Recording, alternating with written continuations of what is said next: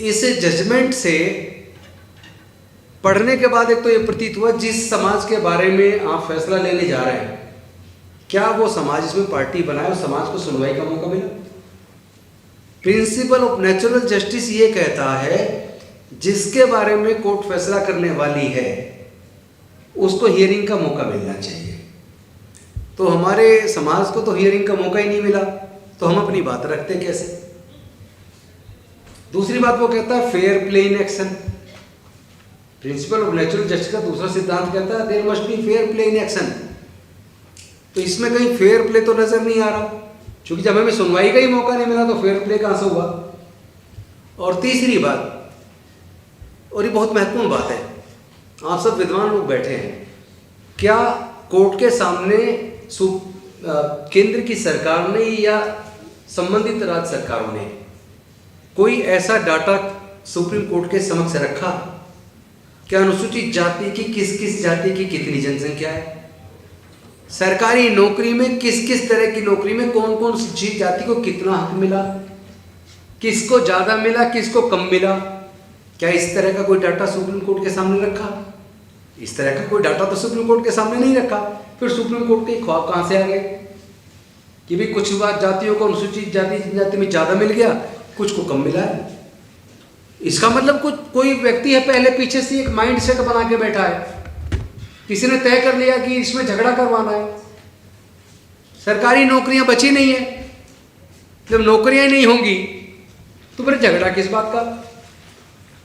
दूसरी बात, जब किसी तरह की कोई वैकेंसी निकलती है तो उसमें कोई न्यूनतम क्वालिफिकेशन होती है, और न्यूनतम क्वालिफिकेशन वाला आदमी उस एग्जाम में बैठ सकता है। जब एग्जाम में बैठता हो तो उस एग्जाम को पास करना जरूरी है, पास करने के बाद उसकी मेरिट बनेगी, मेरिट में नंबर आएगा तो उसको मिल जाएगा। उसमें अनुसूचित जाति की कौन सी जाति को मिलेगा ये तो पहले से तय नहीं होता। तो फिर ये कैसे कह दिया कि भाई कुछ जाति ज्यादा फायदा उठा गई है, कुछ जाति पिछड़ गई है? तुम्हारे पास कोई डाटा भी नहीं है कौन सी पिछड़ गई कौन सी को ज्यादा मिल गया, तुम्हारे पास ये डाटा भी नहीं किस जाति की जनसंख्या कितनी किसके हिस्से में क्या आया, तो फिर किस आधार पर आपने ये जजमेंट दे दिया? तो मैं एक वकील पेशे से वकील होने के नाते राजनीतिक बाद में हूँ, मैं एक सोशल एक्टिविस्ट डॉक्टर बाबा साहब अम्बेडकर का सिपाही पहले हूँ। तो मैं तो एक वकील की दृष्टि से पैनी नजरिए से कानूनी दृष्टि से भी देखूंगा और क्रिटिकली एनालाइज भी करूंगा, साथ में एक पॉलिटिकल आदमी होने के नाते मैं अपनी समाज की आवाज को बुलंद भी करूंगा, क्योंकि ये जजमेंट अनुसूचित जाति जनजाति के लोगों को आपस में लड़वाने वाली जजमेंट है, और मैं साबित करूंगा कि ये लड़वाने वाली जजमेंट क्यों है, इसके पीछे आधार क्या है। तो मैं वो आपके सामने कुछ तथ्य रखना चाहता हूं। 10 ऐसे PSU हैं जो सेंट्रल बैंक्स हैं, नेशनलाइज्ड बैंक्स हैं, केवल 10 बैंक का बताऊंगा, वैसे तो सोयो ऐसी गवर्नमेंट अंडरटेकिंग्स हैं जिसके अंदर अलग अलग तरह की वैकेंसीज हैं। जब सारा डाटा लेके बैठेंगे तो पता लगेगा हम सबके साथ केंद्र की सरकार ने बहुत बड़ा धोखा किया है। पहले मैं केवल 10 बैंक का बता दूं, भारत के 10 बड़े बैंक, उसके अंदर चीफ जनरल मैनेजर की 147 वैकेंसी है। 147 में से 135 वैकेंसी पे स्वर्ण जाति के लोग कब्जा किए हुए हैं। 147 में से 135 यानी 92% पे स्वर्ण जाति का कब्जा है, और 3 वैकेंसी पे केवल ओबीसी है जो 2% बैठता है। 9 सीटों पे शेड्यूल कास्ट है जो 6% बैठता है, और शेड्यूल ट्राइब 0। शेड्यूल ट्राइब का तो उसमें कुछ भी नहीं है। और जनरल मैनेजर की 667 वैकेंसी है इन 10 PSUs के अंदर। इन 667 में से 588 पे स्वर्ण जाति के लोग काबिज हैं, यानी 88%, और उसके साथ 12 नौकरियों में ओबीसी है जनरल मैनेजर जिसको 2% मिला है, 52 सीटों पर शेड्यूल कास्ट है जिसको 8% मिला है, 14 सीटों पे अनुसूचित जनजाति है जिसको 2% मिला है। तो अभी तो जो शेड्यूल्ड कास्ट का शेयर बनता है वही नहीं मिल रहा। फिर आप कैसे कह रहे हो कुछ ज्यादा ले गए कुछ बिल्कुल पिछड़ गए? अरे ये शेड्यूल ट्राइब 0 है भाई। क्या सर्वोच्च न्यायालय के सामने ऐसे कोई तथ्य रखे किसी केंद्र सरकार ने या राज्य सरकार ने, या सुप्रीम कोर्ट ने सुमोटो कभी कोई इस तरह की जानकारी लेना चाहा, या केंद्र की सरकार ने कोई ऐसा डाटा, उनके पास तो डाटा ऑलरेडी है, क्या इसके ऊपर कभी कोई बात बोली है? या राजनीति करेंगे, वोट की राजनीति के लिए हमें आपस में लड़वाएंगे? ये हमें सोचना है। अनुसूचित जाति जनजाति के लोगों को कौन लोग हैं जो हमें आपस में लड़वाना चाहते हैं। क्योंकि अभी और डाटा रखूंगा, आप चौंक जाएंगे। ये भी सुन लीजिए आप। हरियाणा के अंदर अनुसूचित जाति की जनसंख्या 64,38,950 है। 64,38,950। इसमें A group, B group, C group, D group. A group के अंदर 17 जाति ऐसी हैं जिसका आज तक एक भी आदमी ए ग्रुप की नौकरी में नहीं है। अनुसूचित जाति का 17 जातियां हैं, एक भी आदमी, 0, एक भी आदमी नहीं बना। बी ग्रुप में 12 जाति ऐसी हैं जिसका एक भी आदमी आज तक बी ग्रुप की नौकरी में नहीं है। सी ग्रुप में एक जाति ऐसी जिसका एक भी आदमी सी ग्रुप की नौकरी नहीं ले पाया। और डी ग्रुप में 4 जातियां ऐसी हैं, डी ग्रुप यानी चपड़ासी, 4th क्लास वाला जो एम्प्लॉयमेंट में 4 जाति ऐसी जिसका एक भी आदमी नौकरी में नहीं है। उनके बारे में कोई सोचेगा या नहीं सोचेगा? और अगर 147 चीफ जनरल मैनेजर में 135 जनरल कैटेगरी के 92% हैं, मैं पूछना चाहता हूं उसके लिए जो क्वालिफिकेशन चाहिए क्या अनुसूचित जाति के पास नहीं है? मैं ऐसे हजारों लोग दे सकता हूं जो चीफ जनरल मैनेजर की वैकेंसी के लिए मच मोर कॉम्पिटेंट। उन्हें मौका नहीं मिलेगा क्योंकि वहां का कब्जा, जिसको चाहिए बनाएंगे आप। वहां तो आप रिजर्वेशन दे नहीं रहे, जहां हक मिलना चाहिए वहां हकमारी आप कर रहे हैं। और एक और चौंकाने वाला डाटा, टोटल सरकारी नौकरों को तनख्वाह पे केंद्र की सरकार, राज्य सरकारें 3% पैसा खर्च करती हैं। पूरे देश का 3% सरकारी नौकरों की तनख्वाह पे जाता है।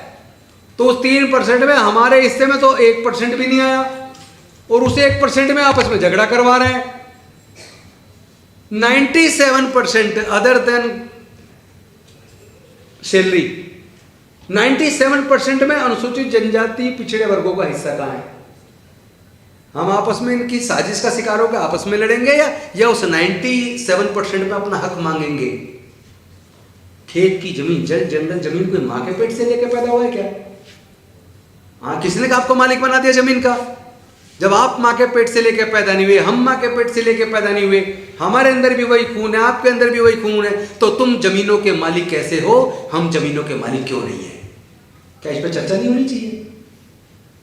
और एक और महत्वपूर्ण डाटा आपके सामने रखता हूं, क्योंकि जब कोर्ट के सामने लड़ेंगे या सरकारों के सामने लड़ाई होगी हमारी, तो हम तथ्यों के साथ बात करेंगे।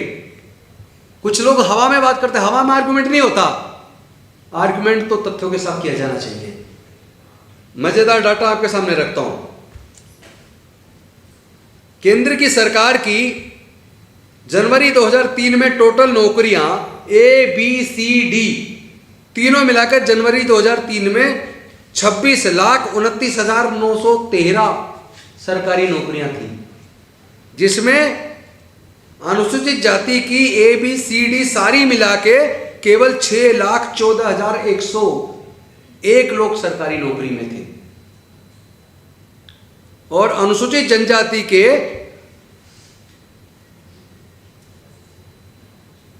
66 बता दूं आपको, अनुसूचित जाति के 6,14,101, अनुसूचित जनजाति के 2,16,950 ए, बी, सी, डी सारे ग्रुप की नौकरी में केंद्र सरकार की।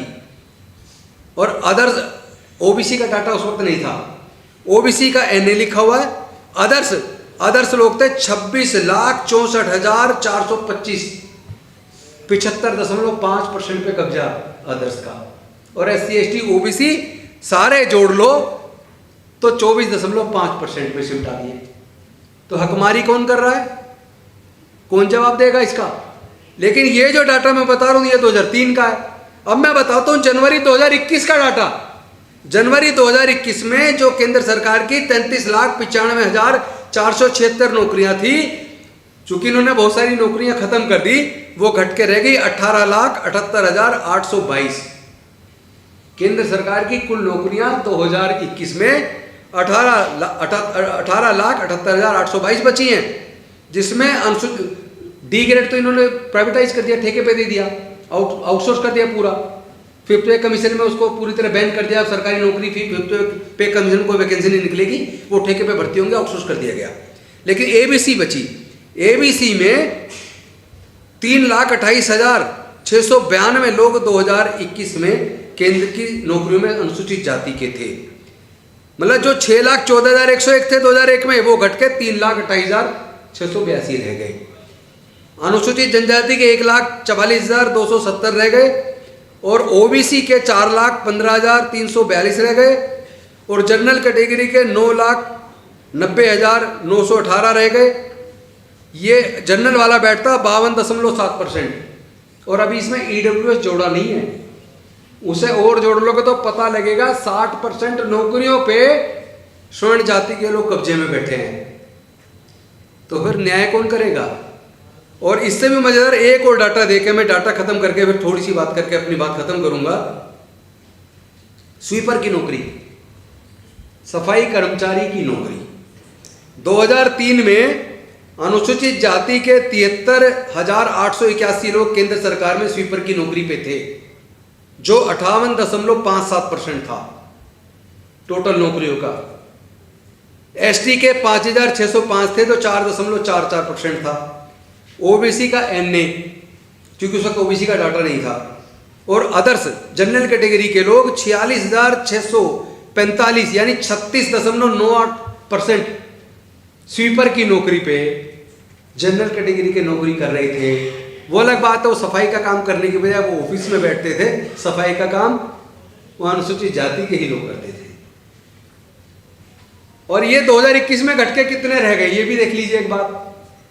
2021 में जो 2003 में सफाई कर्मचारी अनुसूचित जाति के केंद्र सरकार की नौकरियों में सफाई कर्मचारी 73,881 थे, वो घट के 14,534 सफाई कर्मचारी रह गए केंद्र की नौकरियों में।